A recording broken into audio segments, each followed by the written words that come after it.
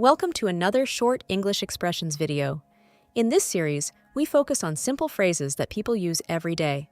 You probably understand them when you hear them, but the goal is to help you remember them and start using them naturally in real situations. Let's look at 4 very common expressions. The first one is, on the other hand. We use this expression when we want to present a different idea or another side of a situation. For example, imagine 2 friends talking about a new job.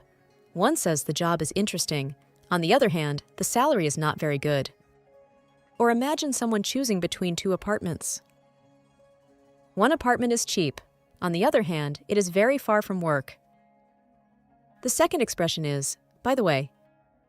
We use this when we want to add something new to the conversation, usually something we suddenly remember. For example, 2 friends are talking about their weekend plans. Then one of them says, by the way, did you call Sarah yesterday? Or imagine someone leaving the house and suddenly remembering something. By the way, don't forget to lock the door. The third expression is, no offense.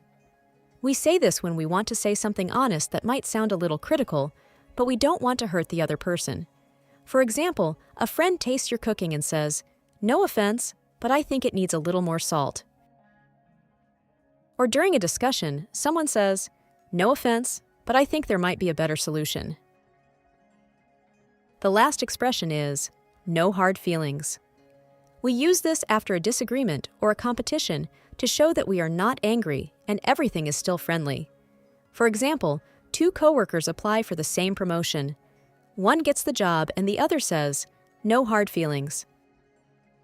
Or 2 friends play a game and one of them loses. The winner says, good game, no hard feelings.